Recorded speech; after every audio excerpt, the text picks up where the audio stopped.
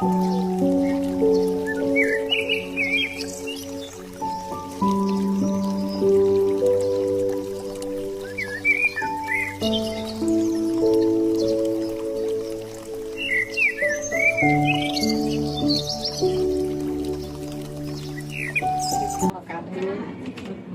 warahmatullahi wabarakatuh. Ibu Punten, saya izin wawancara dulu mengenai tugas saya sebagai CGP untuk pembelajaran modul 3.1 pengambilan keputusan berbasis nilai-nilai kebajikan sebagai pemimpin. Mohon izin beberapa pertanyaan akan saya ajukan. Yang pertama, Ibu bisa memberikan contoh apa permasalahan yang telah terjadi? Masalah tentang apa? Boleh siswa, boleh yang ada di lingkungan sekolah ya. Ya, kalau yang siswa ya itu yang pertama adalah di mana siswa pertama terlambat dan dulu yang siswa kadang-kadang itu tapi di yang pertama yang kedua adalah bagaimana siswa ini kurang termotivasi dalam belajar. Kemudian kenapa tidak belajar karena kurang fokus gitu. Kurang belajar kan permasalahan di situ fokus terhadap pelajaran gitu. Disitulah bagaimana peran seorang guru untuk meningkatkan supaya anak itu fokus, menarik, menyenangkan, kan? Itu peran guru di situ karena di sini ya belum maksimal lah dalam menerapkan metode pembelajaran. Ya.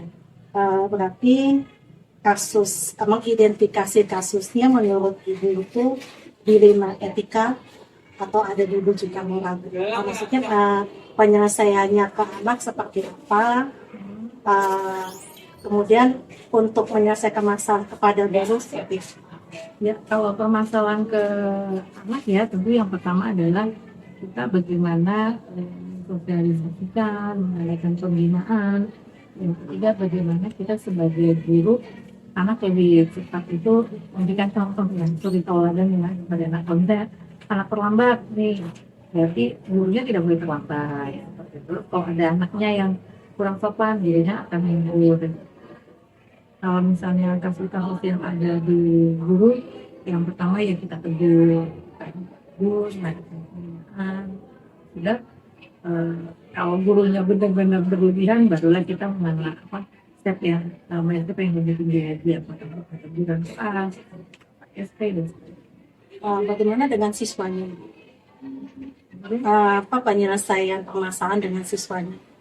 Penjelasan permasalahan tadi seperti tadi, jadi kita panggil siswanya kan, jadi kita panggil, kita tegur, nak tadi kami begini, karena kalau kita tidak sampaikan apa permasalahannya, kemudian kenapa si anak itu terjadi seperti itu, karena kadang-kadang ya anak tidak pakai sepatu hitam, dikira kita tuh nakal ya, padahal ternyata dia orang yang tidak mampu, kan banyak seperti itu. Jadi mau kita harus menggali informasi permasalahan yang terjadi apa sih, dia menghasilkan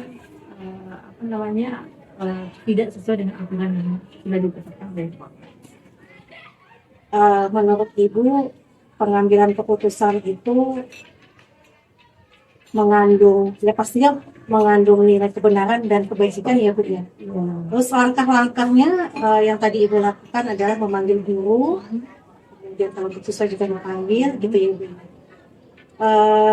Menurut Ibu apakah yang Ibu lakukan itu efektif untuk pengambilan keputusan pada kasus tersebut? Itu efektif sekali ya, karena yang pertama itu kan langkah pertama kita panggil anaknya, kita ingin mengetahui latar belakang si anak dulu seperti ini. Setelah kita tahu latar belakangnya, baru kita berikan pembinaan bahwa ini anak itu begini. Tapi kalau terulang kembali, baru kita harus melibatkan melibatkan orang tua siswa, sehingga bagaimana menerapkan karakter di sekolah juga bersinergi dengan di rumah gitu, orang tua di rumah. Berarti tantangannya yang terjadi adalah ketika anak mengulang lagi kesalahan tersebut ya Bu.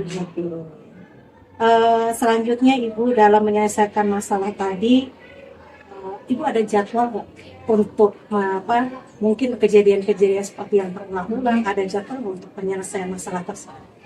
Kalau jadwal sih tidak ya. Kita situasional, kondisional. Kalau misalnya kita kadang-kadang untuk mengadakan apa namanya pemecahan masalah yang terjadi pada anak, itu sih kita ada schedule ya. Karena dalam program itu pembinaan karakter misalnya kepada siswa nih, dalam seminggu ini kita melihat dari karakter apa dulu nih, tata tertib terlambat kita lihat di sini. Kemudian pemecahan masalah yang kita angkat adalah kita praktiskan begini.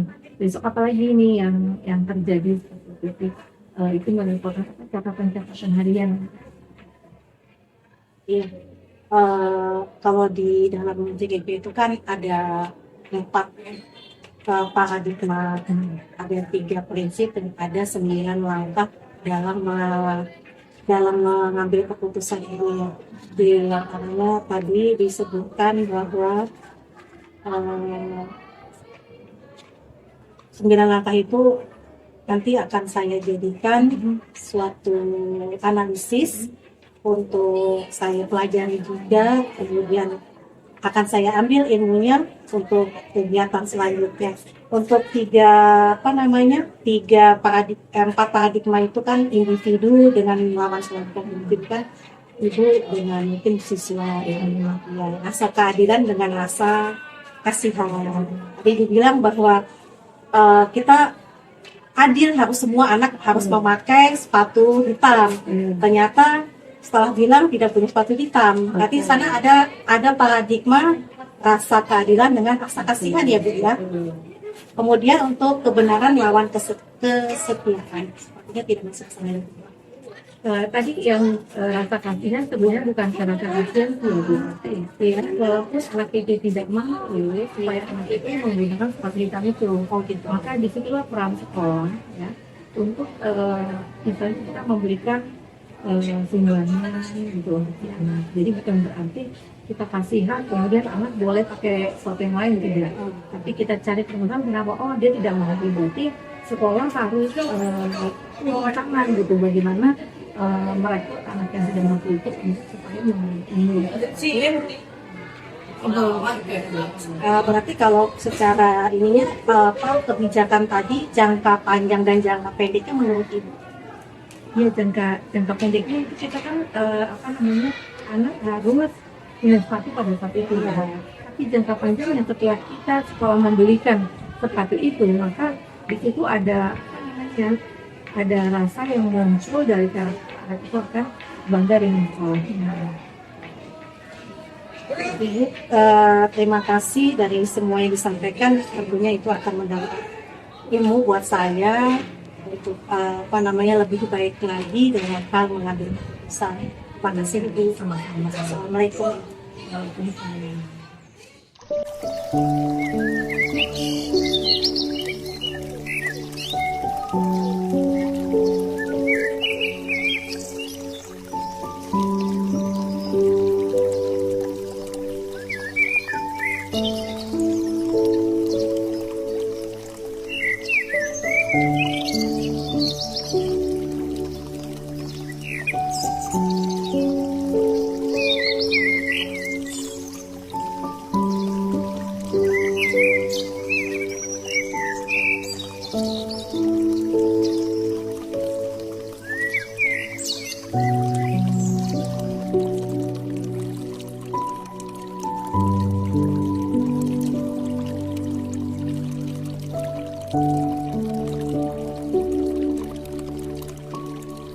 Thank you.